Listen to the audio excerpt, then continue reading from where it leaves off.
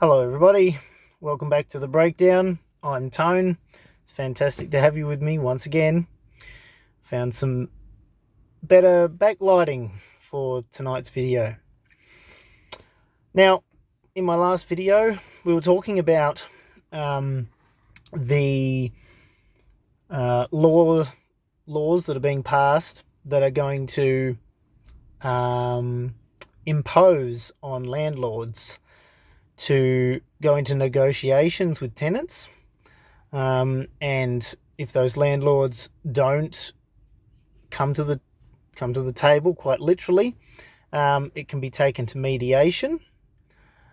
And if mediation can't, create a negotiation between tenant and landlord, obviously to the benefit of the tenant due to loss of earnings and a loss of turnover in the business, then the landlord then becomes liable. They can get into some trouble for that and get fined. Now, when I did that video, I wasn't across whether that spanned to residential, and I've since found out that it doesn't cover residential yet. I'll say yet, but it's in the retail sector. So shopping centres and all that sort of thing. So it was interesting. The next couple of days after that, the radio had some good material on there. I actually spoke to someone that's, I can't remember his name now, but he's the head of some big part of all of that retail stuff. And he said that they've been regulating that already, because obviously they don't want to lose their tenants, and they've been foregoing rent. So that's different to a deferring on interest payments that people owning homes received. They still have to pay that later, but this was not deferred rent. This was foregone rent. So a lot of landlords have actually been foregoing that rent. They won't get that rent. And he spoke about the fact that obviously they want to keep their properties and their shop space tenanted. They want people to be in there with their businesses. So they've already been in these kind of mediations and negotiations all the way through. And he did say they don't need, quote, the strong arm of government imposing these restrictions. Now, restrictions, not sure if he used the word restrictions, but he certainly said strong arm of government.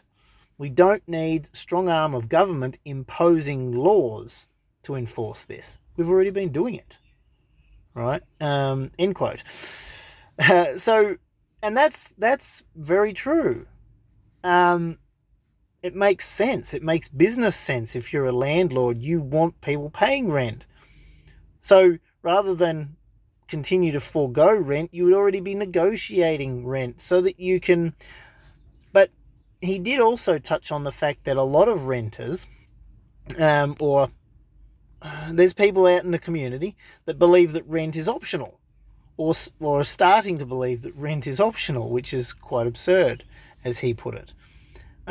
So anyway, I just wanted to clarify that, because I did leave it in my previous video that I wasn't sure whether that yet affects residential. But as these lockdowns continue to happen, and they're going to continue to happen, that's something that could very well become part of the picture, because it's going to become more and more difficult for people to make ends meet. Now, what that is likely to do, just in my opinion, is put further pressure on the middle class. Now, I covered that in an earlier video in this new set that I've been doing. This is an attack on the middle class, those that own something perhaps with some debt on those things, but they own it, whether they own their own business or they own their own home. They're in the middle class, okay?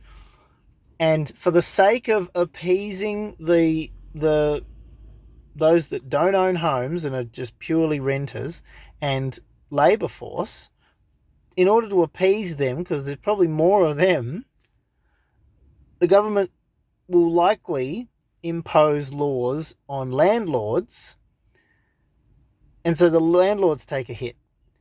But I really highly doubt that there'll be as much support as there was from the banks this time around, in terms of deferring interest payments. Now, obviously, when we had the lockdown last year, 2020, a lot of things were put into place just to allow people to digest what was going on. People have started to get used to this type of stuff now. Not completely, and they're certainly not happy about it, but that it's become something that they're more used to. And so they're able to relax a lot of that or remove a lot of those supports and then target the supports to allow those that aren't appeased yet or aren't fully used to it yet to continue to have some support along the way. But ultimately, this is still an attack on the middle class. Now, there are a lot of people that probably don't get that, and nothing I say is going to help them understand that. But let's understand, if we can, this is just the next step in what has already been happening for more than 100 years. The banking sector has been all about what's just on steroids now. But it's not just a financial thing now, it's an attack on your liberty thing now. And the two things collaborating together will form a large gap between the haves and the have-nots. And if you want to be one of the ones that in the haves group, there's less time to be organising yourself so that you are in that position. If you already are in that position, I will put this little encouragement in there for you. You are going to have friends and family that both don't understand what I'm talking about here, and also are not going to be in a position to weather the storm that is coming. So, not only am I encouraging you to get your stuff in order, get yourself sorted out, but prepare provision for those that just haven't had the foresight to prepare. They haven't accepted it. If they've been told it, they're following the narrative to the nines. They're just believing everything that they're being told. I'm fearful for them. I worry for them.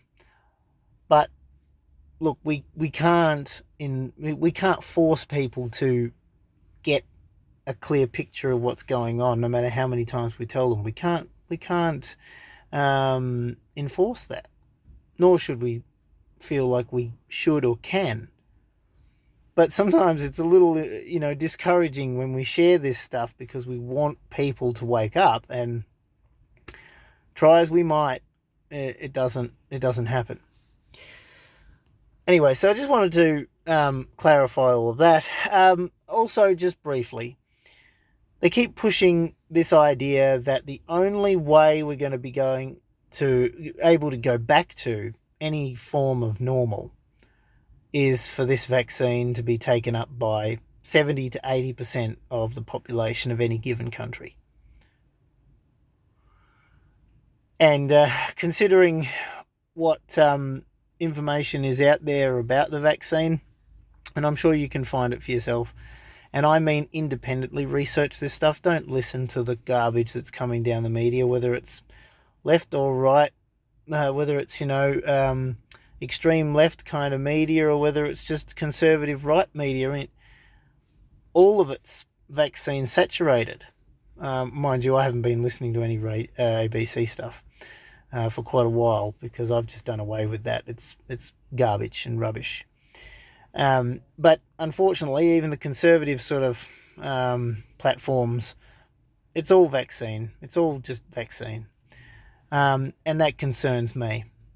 The only time it's necessary, or anyone feels it's necessary, to just drum things into you with fear as the basis behind it, is when they're telling you a lie and they just don't think you'll believe it without added spice of fear. And I never actually heard this before, but I really enjoy this analogy or this idea. But fear is false evidence appearing real. That's we don't have reason to be fearful, right? We don't have reason to be fearful. If we know we're doing the right thing and we're doing the best that we can, what are we going to be afraid of? So this idea that people are out there and they are drawn into the fear, I covered this in some early videos last year. If you want to go back and have a look, I said, don't succumb to the fear.